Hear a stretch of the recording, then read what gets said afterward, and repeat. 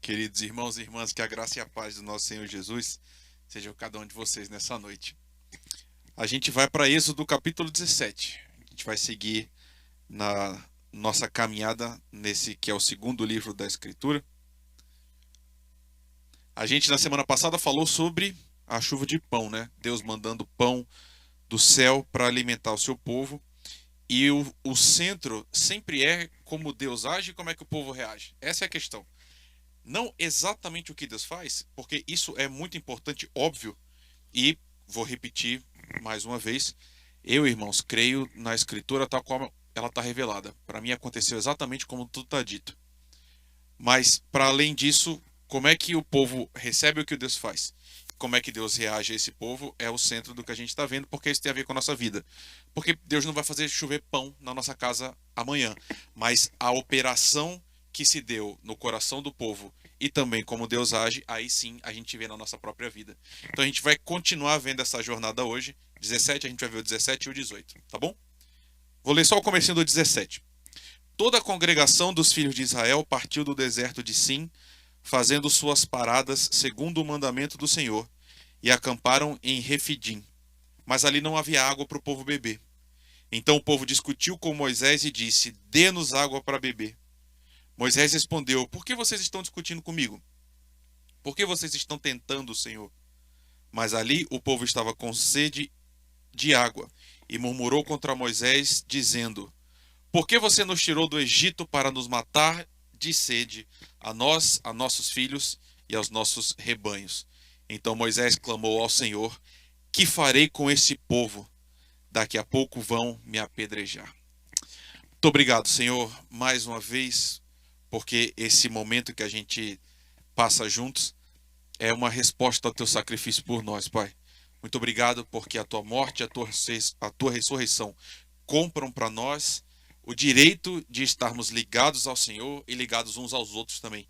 Obrigado porque isso acontece a partir da tua palavra. Enche os nossos corações nessa noite do Senhor de novo, Pai. Me ajuda nesse momento a mostrar para os meus irmãos algumas coisas que o Senhor tem falado a mim na Escritura e que nós sejamos pelo Senhor alimentados, Pai. Por favor, se conosco. É o que a gente pede no teu nome. Amém. A gente, irmãos, tem diante de um texto, a gente tem diante de nós um texto que eu não sei se te causou algum nível de desconforto.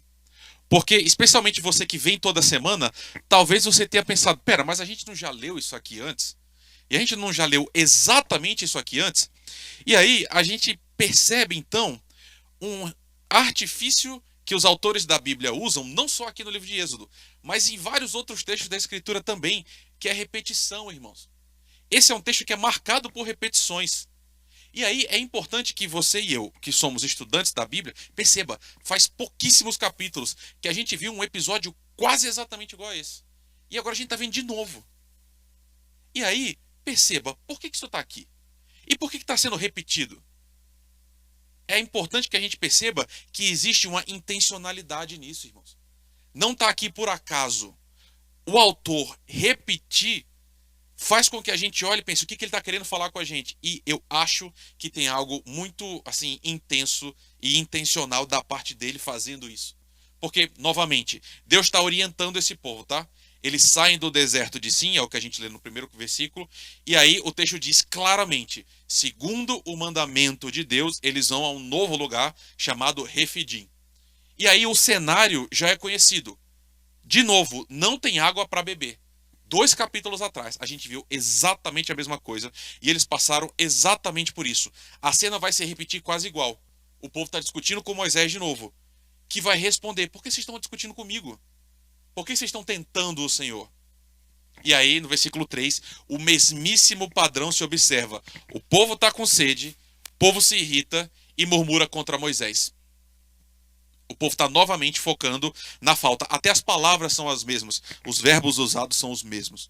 E aí surge novamente o refrão: Porque foi que você nos tirou do Egito para nos matar de sede, a nós, os nossos filhos e os nossos rebanhos. A mesma coisa, irmãos. O mesmo padrão observado em sequência. Esse aqui é o terceiro episódio praticamente idêntico. O primeiro foi água, o segundo foi comida, o terceiro volta a ser água. E aí, obviamente, a gente tem que perguntar, né? A gente nos pergunta. Por que isso acontece?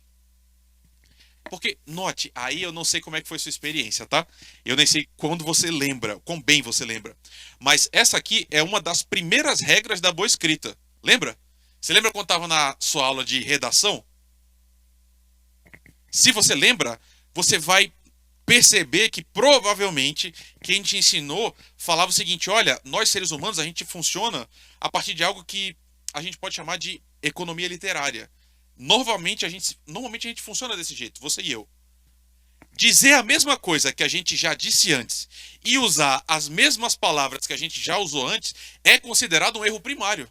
Quando você está escrevendo um texto e aí você começa no seu texto a repetir as mesmas palavras, provavelmente, eu não sei se a nossa experiência foi igual, tá? Mas eu recebia o texto todo riscado de vermelho.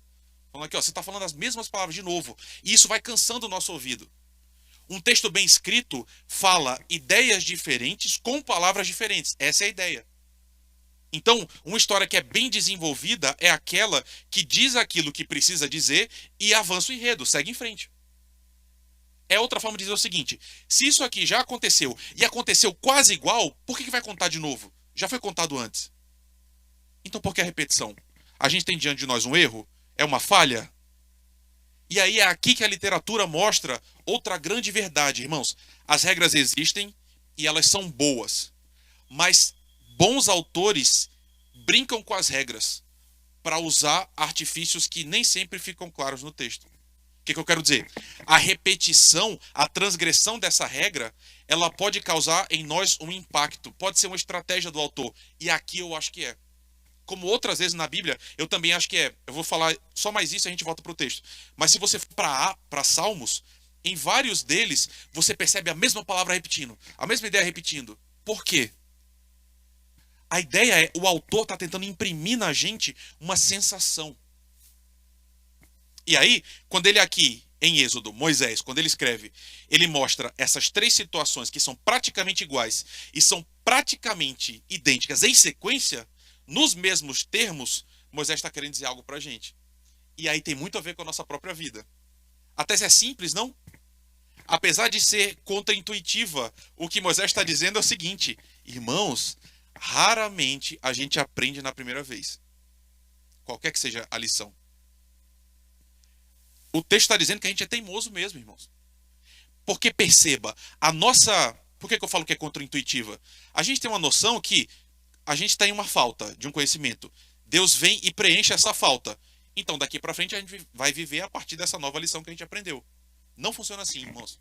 Seria ótimo se fosse assim. Porque aí, você só precisava vir na igreja uma vez, aprender uma vez cada um dos 66 livros e nunca mais voltar. Porque você já aprendeu tudo. Mas não é assim que funciona. No geral, as pessoas tendem a achar que se a gente experimentar um milagre poderoso de Deus, alguma coisa absolutamente enorme, e a lição for muito clara, está suficiente.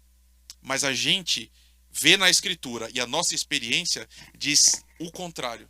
Às vezes a gente tem experiências profundas com Deus e logo depois a gente erra no mesmo lugar, do mesmo jeito, irmãos. Que coisa, não? A gente hoje recebe um livramento enorme. A gente experimenta hoje uma provisão profunda de Deus. E amanhã a gente reclama de novo. E esquece de novo aquilo que a gente acabou de passar com Deus. E aí esses relatos têm o poder de mostrar como esse povo, irmãos, ainda tem uma caminhada longa com Deus. Olha que coisa, não?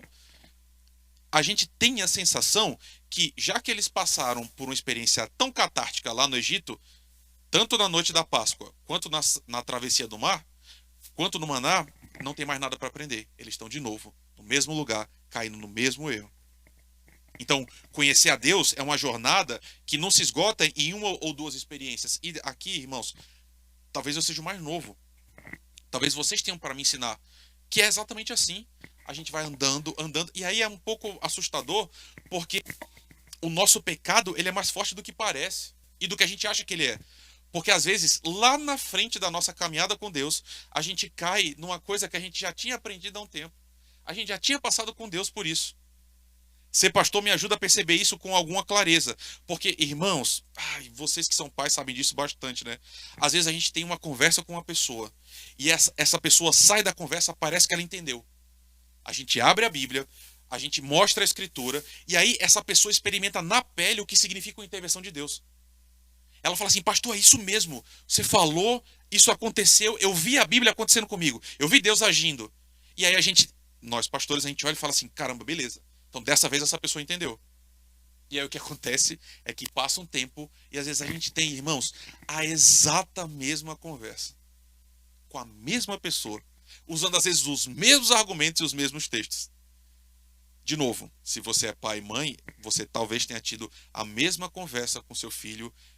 E aí eu falo isso porque na qualidade de filho, hoje eu falo, meu Deus, quanto tempo eu desperdicei da vida dos meus pais, fazendo com que eles repetissem as mesmas... E hoje, irmãos, 96% do que meus pais diziam, eu concordo. Era eu que estava errado mesmo, eu só devia ter escutado desde o começo.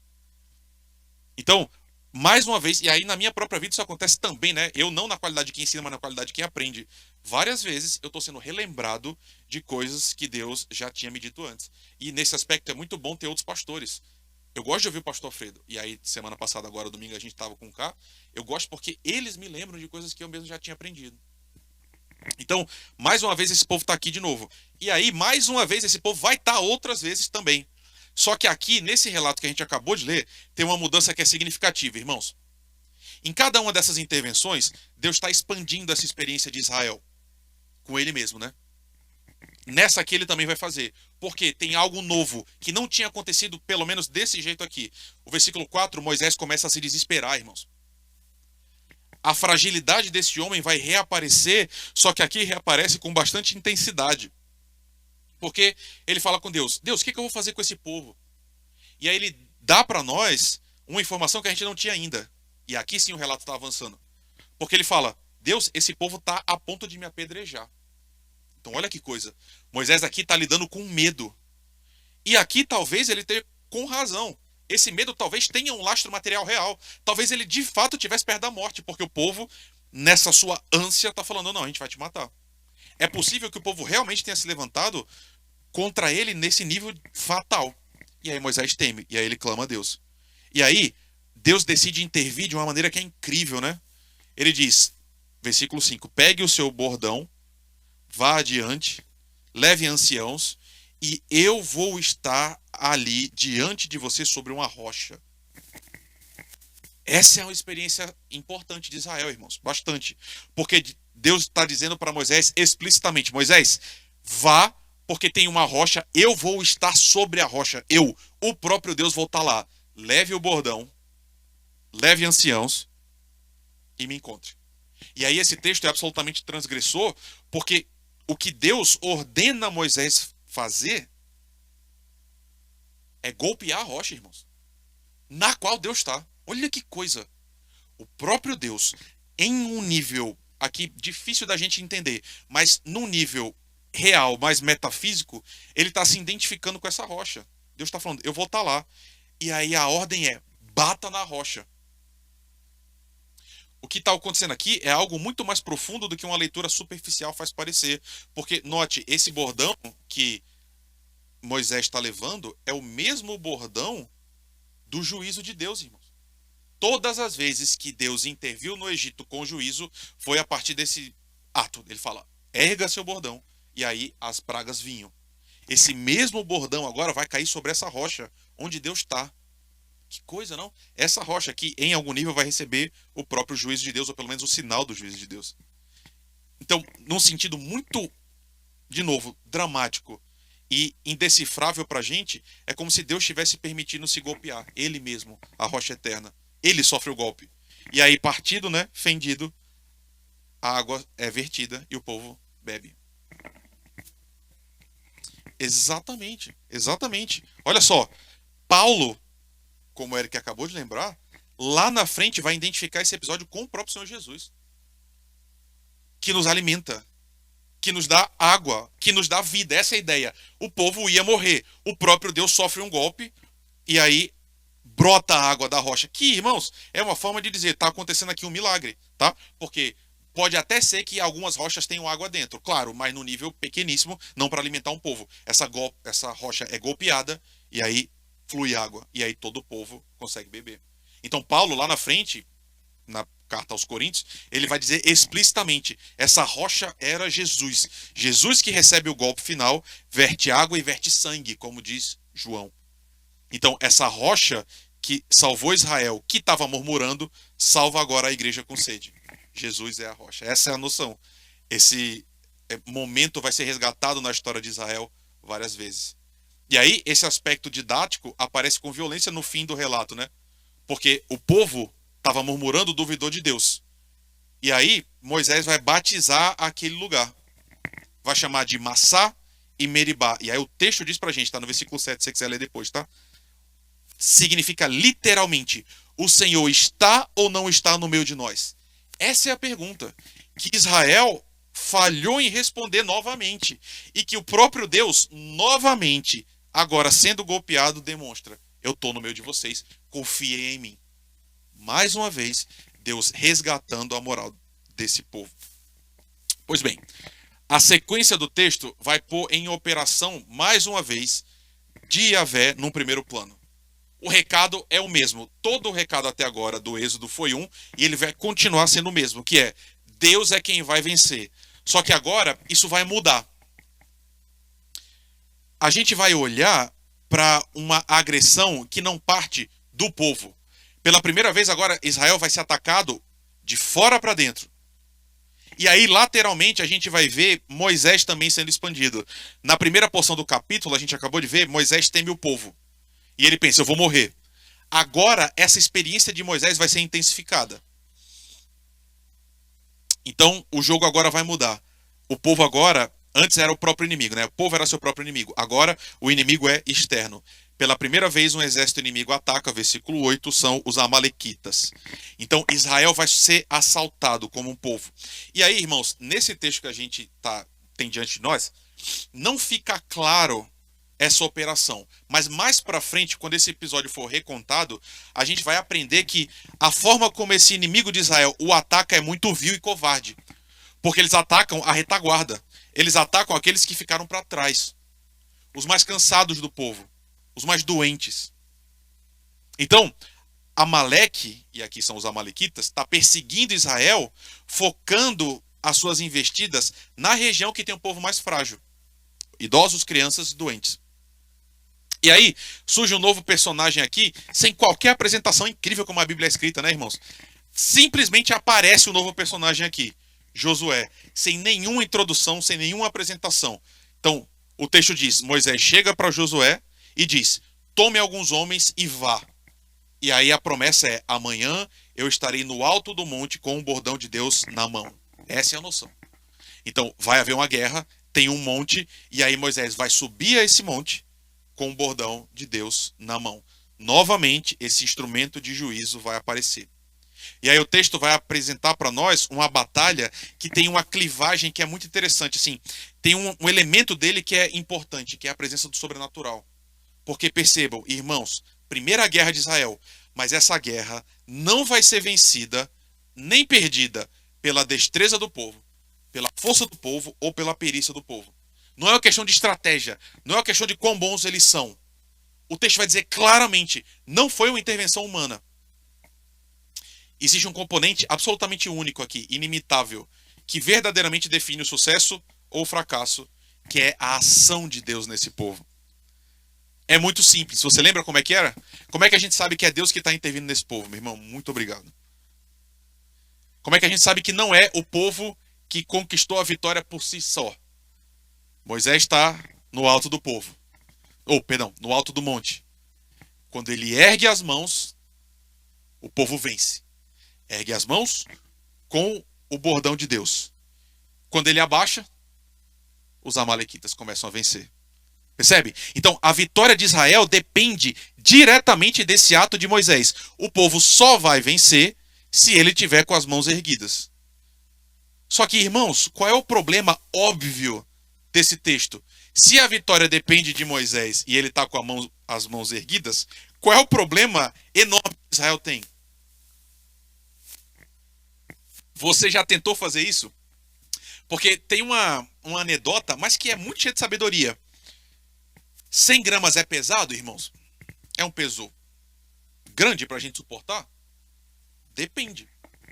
Depende de quanto tempo você tem que segurar. Se você segurar 100 gramas em 30 segundos, beleza, qualquer um de nós consegue. Passa uma hora, estica a mão, pega 100 gramas de mussarela do supermercado, bota na mão e fica segurando. Quanto tempo você aguenta? Olha que coisa, irmãos. Não existe nenhum ser humano capaz de se manter nessa posição. Porque perceba, nenhuma batalha acontece em 10 minutos, concorda? Vai ter uma guerra. Moisés tem que ficar com os braços erguidos. Ele não consegue manter por muito tempo. Porque nenhum de nós consegue. A gente tem uma capacidade muito baixa de sustentar um peso por muito tempo. É um esforço que está além daquilo que a gente consegue suportar. Ou seja, o que eu estou te dizendo a partir desse relato? Irmãos, inevitavelmente, mais cedo ou mais tarde, Moisés vai se cansar. E é exatamente isso que acontece. O texto diz, versículo 12, que as mãos deles começam a ficar pesadas. E ficando pesadas, Moisés solta os braços. E soltando os braços, o povo começa a perder. Olha que coisa, e olha que responsabilidade, né? Esse processo chegou num ponto tal que houve uma necessidade de intervenção. Duas pessoas subiram com Moisés, Arão, seu irmão, e Hur. E esses dois vêm no auxílio dele. Ambos sustentam seus braços, um de cada lado. Ao mesmo tempo que eles imprimem outra estratégia. Eles colocam um local de descanso para Moisés. Eles colocam um banco. Olha que coisa, olha que texto incrível. Moisés está de pé, segurando. Ele não aguenta. Os braços caem. Cada um vai segurar um braço dele e ainda vão colocá-lo sentado. E aí a vitória só pôde ser alcançada porque esse líder, Moisés, foi auxiliado num trabalho que estava ficando insuportável. Essa é a leitura do texto, irmãos. Mais importante do que Deus deu a vitória para Israel, por que eu estou falando mais importante? Deus vai dar várias vitórias para Israel. A vitória é importante, mas mais importante do que isso é a forma como ela se deu e o que Deus está querendo ensinar a partir dessa forma. Essa é a parte importante. Moisés não conseguiria ser o líder que ele precisava ser sozinho. Essa é a parte importante agora. Ele recebeu força, ele recebeu auxílio. Porque se ele não recebesse, o povo tinha sucumbido. E aí, em sendo ajudado, aí sim Moisés consegue ir até o final. Ele consegue passar até o pôr do sol com os seus braços erguidos. E aí o texto diz pra gente que assim Josué pôde destruir totalmente os amalequitas a fio de espada. E aí Israel venceu e foi totalmente liberto. Que coisa, não, irmãos? Só que se o texto terminasse aqui, a gente podia ter uma impressão muito equivocada, que o que fez o povo vencer era o poder do bordão de Deus, como se fosse um amuleto, como se fosse alguma coisa mágica, tipo um talismã. E aí na história da igreja, a gente infelizmente tem várias pessoas que passaram por ela acreditando nesse tipo de coisa. Que existem alguns objetos que têm alguma magia intrínseca, um poder de Deus guardado. Como se fosse um objeto com propriedades na sua própria constituição, que tem uma força em si mesmo. Ou seja, bastaria que Israel tivesse esse bordão e levantá-lo e eles iam vencer qualquer guerra, como se fosse um salvo-conduto, né? Tipo um talismã. Mas o texto diz expressamente o oposto disso, irmãos. Moisés diz exatamente o oposto. Porque no final do texto, ele edifica um altar. Olha aí comigo, no versículo 15, do capítulo 17. Moisés edificou um altar e lhe deu o nome, o Senhor é a minha bandeira. Você sabe como é isso em hebraico? Jeová Nissi. Jeová Nissi, o Senhor é minha bandeira. Ou, o Senhor é meu estandarte, o Senhor é meu mastro. Percebe o que ele está dizendo? O bordão é um símbolo. O bordão aponta para uma realidade necessariamente além de si mesma. O que eu quero dizer? A vitória não veio pela força do bordão, não era um objeto mágico. Quem é o verdadeiro bordão de Israel? Moisés está dizendo, o Senhor. O Senhor é a nossa bandeira. Ele tem a verdadeira potência da vitória. Um e somente um. O Senhor. O Senhor é a nossa força, é Ele que vence por nós. Exatamente. Não era um povo guerreiro. Exatamente. Só que, ao mesmo tempo, a gente aprende uma coisa que é... Olha como esse texto é incrível, irmãos. Eu não sei se você está gostando dessa caminhada em Êxodo, tá? Eu acho ela incrível, absolutamente um texto maravilhoso. Por quê? A gente aprende duas coisas aqui que são antagônicas em si mesmo, mas complementares. Porque a gente está aprendendo que Deus é forte. E Ele é forte. Mas, ao mesmo tempo, a gente aprende o quê? Alguém nessa história não é forte. Quem não é forte? Moisés. Incrível, não? Porque a gente tende a pensar nos heróis da Bíblia, e essa palavra já é equivocada, né? Diferente do que eles são. A gente pensa homens poderosos, valorosos, gente que faz e acontece. E aí eu tô te mostrando desde Gênesis que a Bíblia diz exatamente o contrário. Eles são sempre mostrados como eles são. Seres humanos, tanto. Olha aqui como a Bíblia é incrível. A gente vai ver Elias, um símbolo profético poderosíssimo. Lá na frente, Paulo vai dizer: Elias era um homem como a gente. E ele orou, então, portanto, ore. Porque Elias não tinha nada de especial. Que coisa, né? Então, a Bíblia está mostrando os homens como eles são, seres humanos. E a fragilidade de Moisés aparece. Moisés não consegue resolver sozinho. Ele precisou aqui de pelo menos 3 pessoas. Precisou de Josué lá embaixo, Arão e Hur com ele. Então, a vitória dependia desse auxílio. Se eles não tivessem em cena, Moisés teria sucumbido ao próprio cansaço. Ele teria baixado as mãos e ele teria sido derrotado. Que coisa, né? Então, esse texto está levando a gente a enxergar a inadequação de Moisés diante do tamanho da tarefa. Mas também mostra a fidelidade de Deus. 2 polos que são verdades ao mesmo tempo. Moisés é insuficiente e ele é frágil. Mas Deus é suficiente e poderoso. E ele vence sempre usando gente assim. E aí, nesse caso, ele vence a partir de um líder que é ajudado por outros líderes como ele. Então, note a lição que já vai aparecendo. O princípio: no reino de Deus, nunca se vence sozinho, irmãos. Ninguém no reino de Deus vence sozinho. O povo sempre vence junto. E vence junto trabalhando em harmonia. Cada um desempenhando a sua função, porque só tem um protagonista nessa história: o Senhor. Jeová Nissi, a nossa bandeira. E aí, o próximo texto, capítulo 18 agora inteiro, ele vai expandir essa mesma temática. É como se o autor tivesse um assunto só agora, nessa sessão que a gente está. E ele está pegando nossa mão e está falando aqui: vem aqui, olha isso aqui, olha esse, o mesmo assunto. É como se ele estivesse explorando a partir de diferentes prismas, de diferentes entradas, a mesma noção. Porque vai aparecer agora, na verdade reaparecer, um personagem, Jetro, que o irmão Paulo estava antecipando aqui agora. O sogro de Moisés aparece. E aí o texto diz que esse homem ouviu todas as coisas que Deus tinha feito pelo povo. Quando Jetro aparece, o sogro de Moisés, ele aparece dizendo assim: Moisés, eu ouvi tudo que Deus estava fazendo por vocês. Eu ouvi tudo que o Senhor fez por vocês no Egito. E aí ele vai até Moisés e ele leva Zípora e os 2 filhos de Moisés. E tem uma coisa aqui incrível, não tem? A Bíblia não é apaixonante? Porque, irmãos, se o sogro de Moisés leva a sua esposa, no caso, a esposa de Moisés, e os filhos, no caso, os netos de Jetro, para Moisés agora, qual é a inferência lógica? Onde é que estava esse povo esse tempo todo? Que coisa, não? Porque a gente vê eles descendo de Midian para o Egito, lá no capítulo 10, por aí. Não, antes disso ainda, né? E agora a gente aprende que, de repente, em algum momento, a esposa e os filhos voltam para a casa do pai e Moisés segue sozinho sua jornada. Que coisa, né? Porque a nossa curiosidade quer saber, mas a gente não tem diante de nós uma biografia. Eu tenho insistido muito nisso com você. A Bíblia não é um texto biográfico, irmãos. Porque se fosse, seria assim: a história de Moisés é assim, o nascimento dele foi esse, a infância dele foi assim, a adolescência foi desse jeito, depois aconteceu isso, e a gente saberia todos esses detalhes. A gente não tem. A gente só sabe que Moisés estava só nesse momento. E aí os motivos para isso podem ser vários.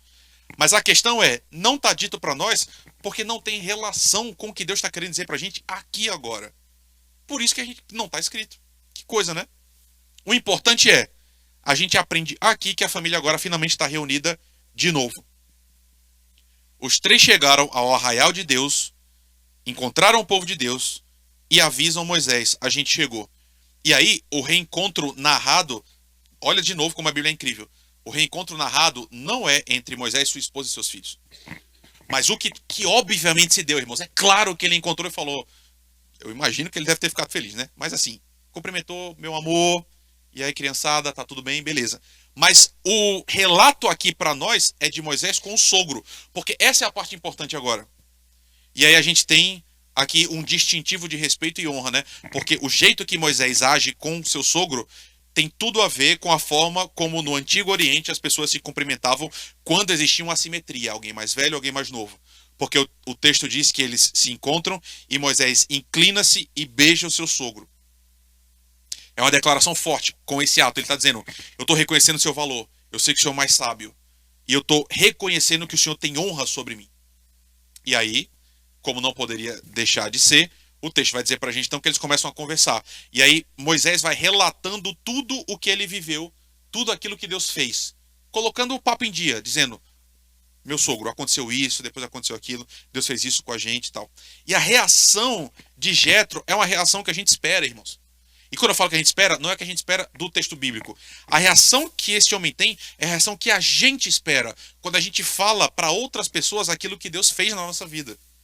Quando você senta com alguém e fala: deixa eu te dizer o que Deus fez por mim, o que a gente espera da outra pessoa é exatamente o que Jetro fez aqui.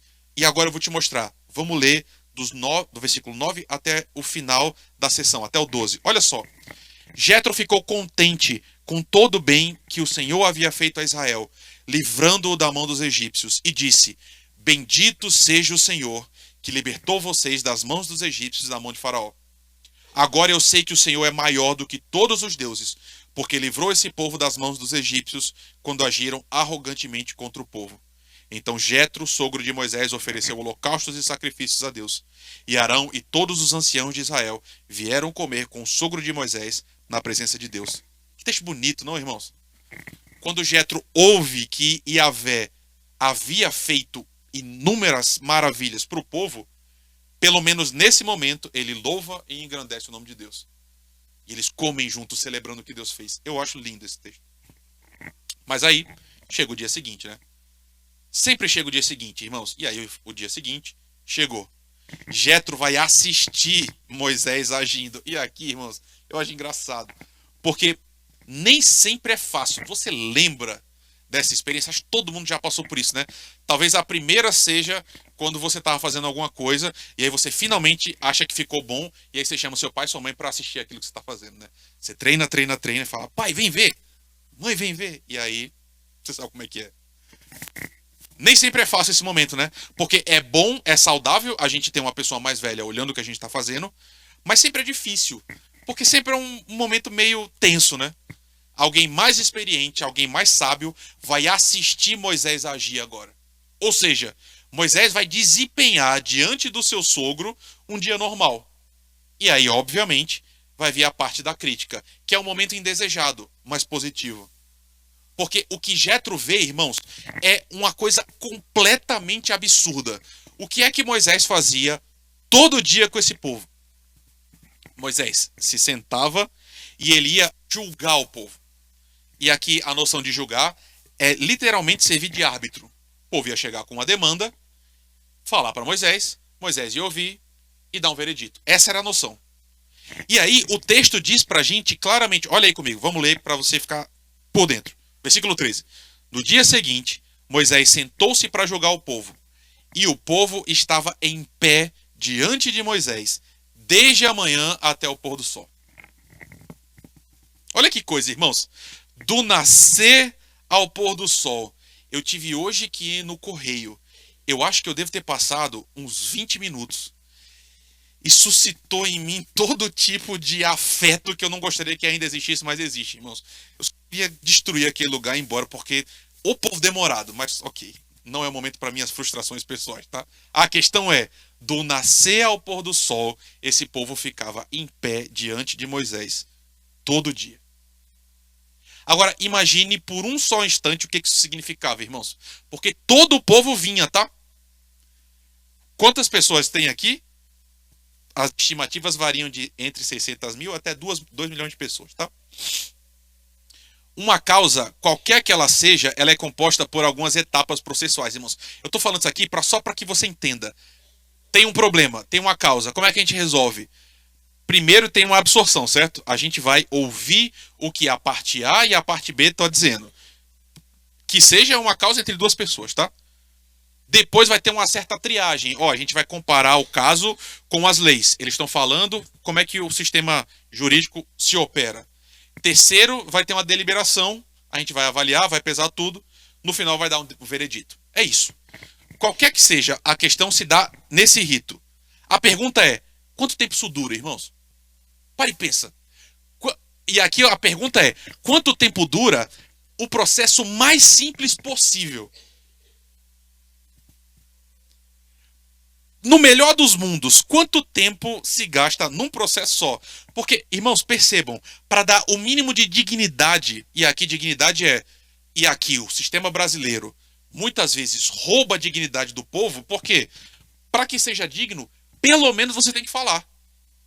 Uma parte tem que falar e a outra parte tem que falar também, para que a gente ouça os dois lados e aí comece a proceder o julgamento.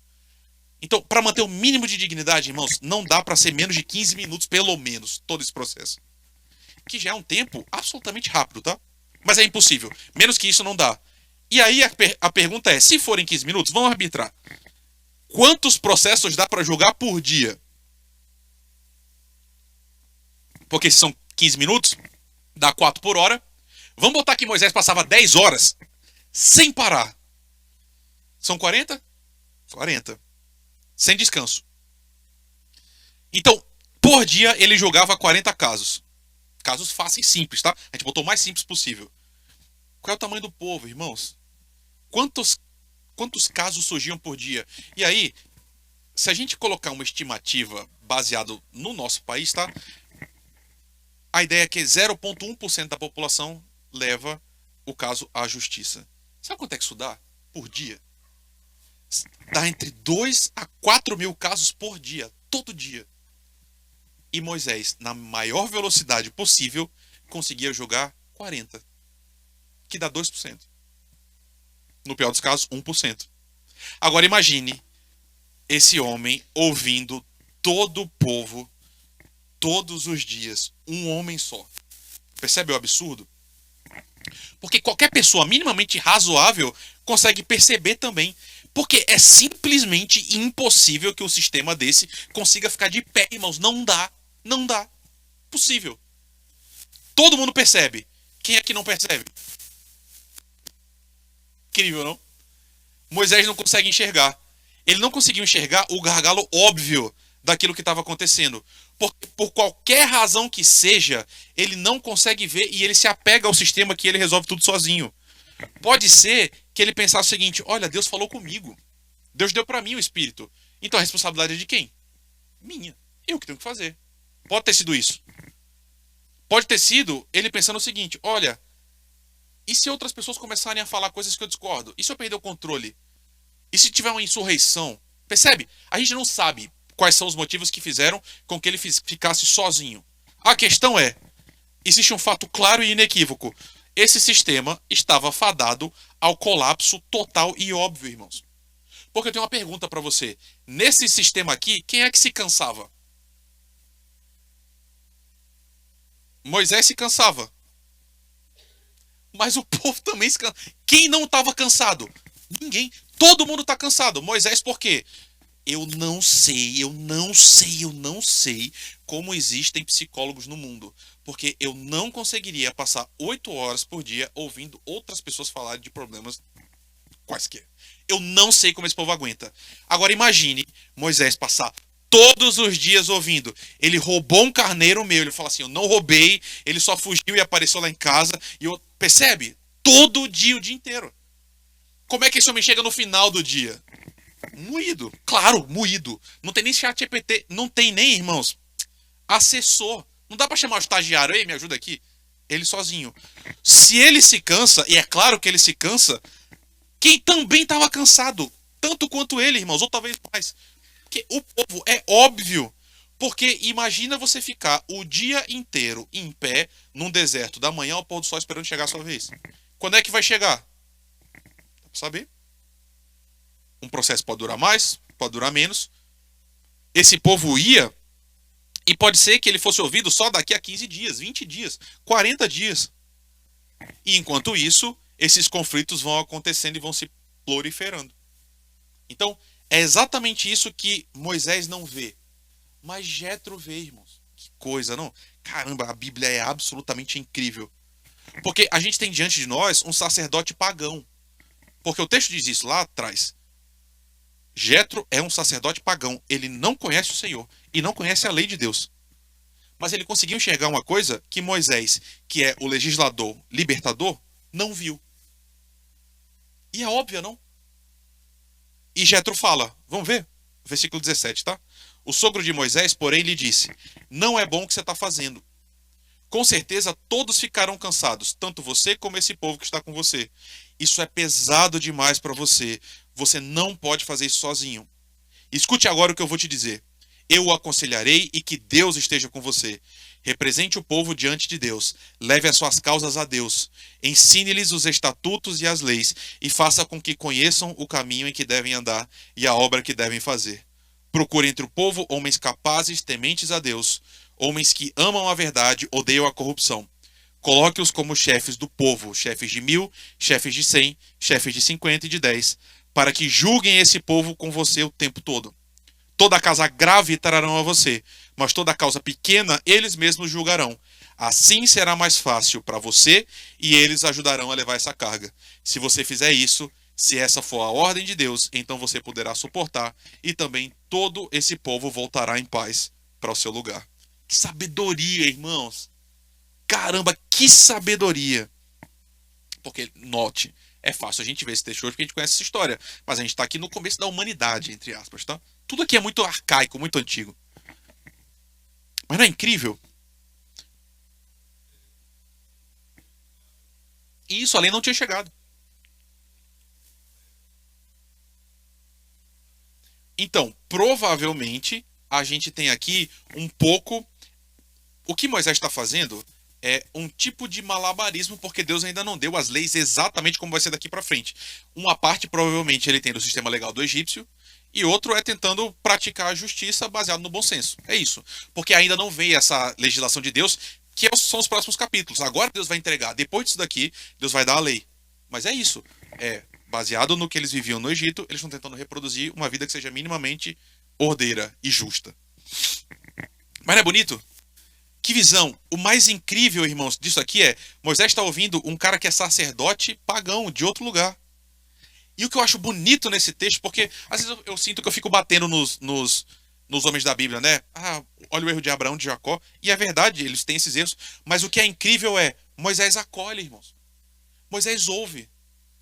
Eu acho isso muito legal. Porque ele poderia ter ignorado. Moisés aqui, ele vai acolher o conselho do sogro. Ele foi capaz de enxergar a sabedoria, essa graça de Deus que derrama conselhos muito bons até em gente que não é crente às vezes, irmãos. E eu tenho certeza que você já recebeu ótimos conselhos de gente que não é crente. Muitas vezes não é, mas muitas vezes é. E muitas vezes espelha uma sabedoria de Deus, mesmo sem que eles tenham vivido com Deus e que não conheçam a Deus. Deus faz isso várias vezes. E aí, o que Moisés faz é se livrar desse sistema que estava fazendo todo mundo sofrer. É exatamente isso que ele faz. Ele coloca em prática. E aí, Moisés escolhe esses homens, e esses homens começam a julgar agora o povo o tempo todo. E aí, quando fica grave demais, aí eles levam para Moisés. Aí sim, chega até ele. Só que esse sistema descentralizado faz com que um homem que podia julgar 40 causas, tenham agora, não tem o tempo, a gente não tem aqui o número, mas sei lá, tenha 1.000 pessoas, 10.000 pessoas, cada um julgando 40 causas. Olha a diferença. E aí o texto termina com ele se despedindo, Jetro voltando para sua terra, tendo abençoado Moisés e tendo abençoado o povo profundamente. E aí esse princípio que a gente acabou de ver aqui, ele perpassa a escritura inteira, irmãos. E olha que coisa, né? A gente está agora num processo de escolha de oficiais. Nossa igreja está agora recebendo indicações. Por quê? Até hoje a gente opera com base nesse princípio que nasce aqui. A Bíblia inteira trabalha esse sistema e é o mesmo sistema, porque é o sistema de Deus. Qual é? No reino de Deus não existe uma pessoa que faz tudo, irmãos. Não existe. Me mostre um texto bíblico que a gente tem toda a operação de bênção de Deus para o povo concentrada numa pessoa só. Você até vai conseguir me dar um exemplo, mas ele morreu na cruz e ressuscitou. Só. mais ninguém. Como é que o povo de Deus funciona? Ninguém tem todos os dons, irmãos. Ninguém sabe tudo. Tem gente que acha que sabe tudo. Não vamos olhar uns para os outros. Talvez você pode dizer, você acha isso, pastor. Às vezes eu acho isso mesmo. Mas esse texto me mostra isso. Deus está falando, Rafael, você não sabe fazer tudo. Você não tem todas as respostas. No reino de Deus, cada um faz um pouco.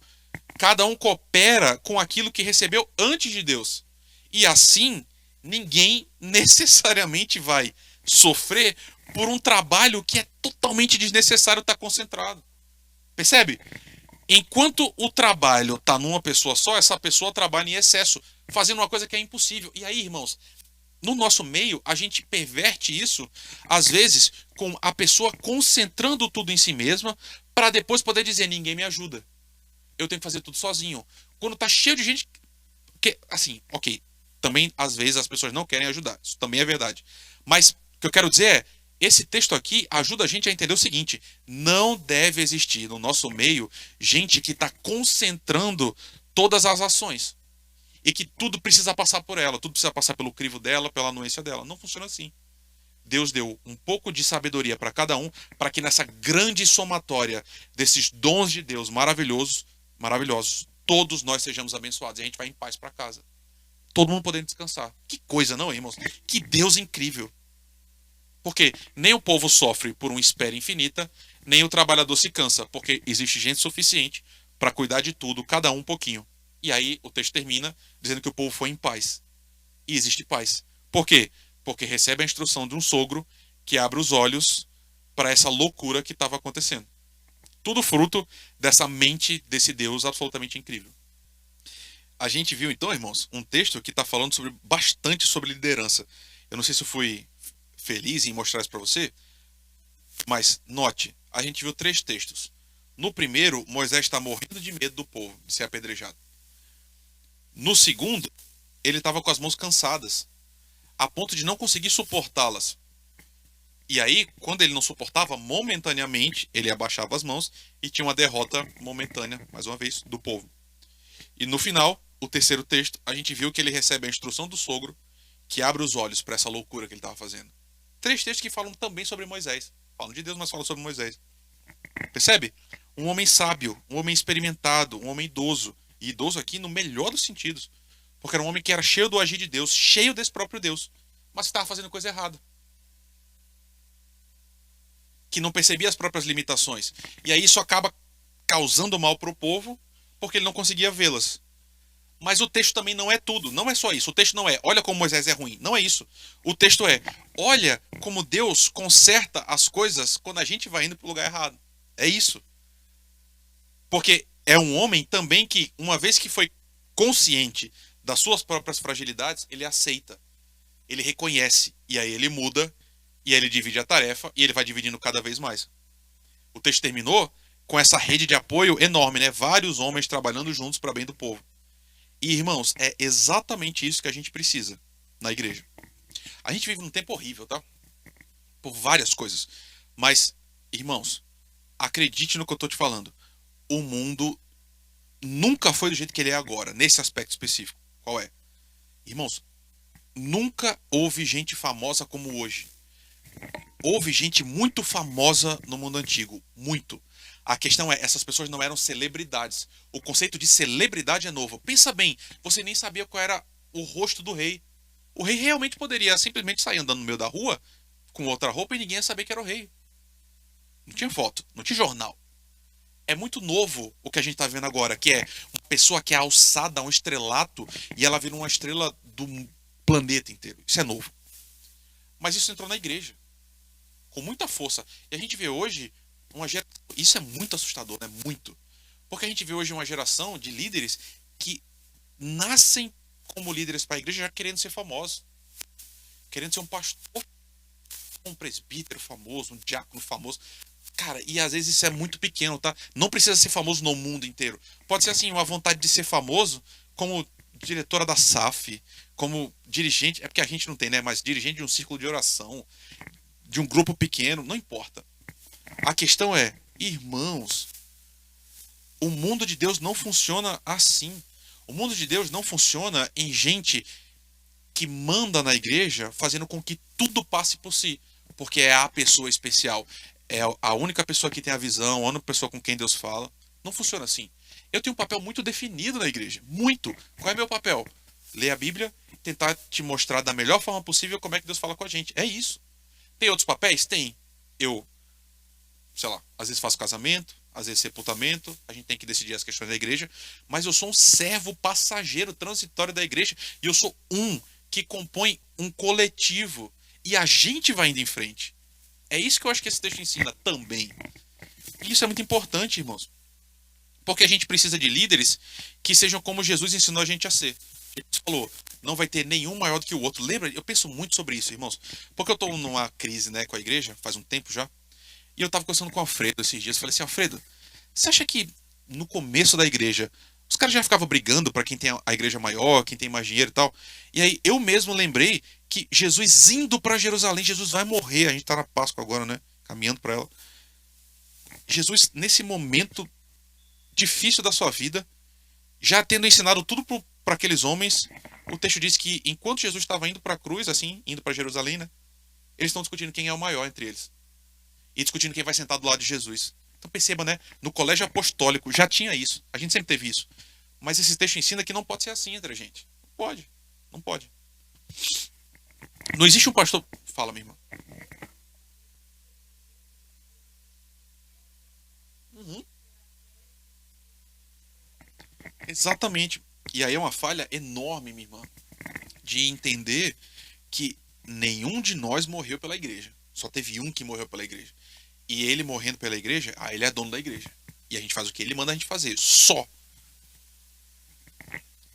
Eu acho isso importante, mas a gente precisa de líderes que sejam líderes nesse sentido. Gente que serve a igreja com os dons que Deus deu. E aí agora você vai escolher presbítero, você vai escolher diácono, você tem que estar com isso na cabeça. O que é um bom presbítero e um bom diácono?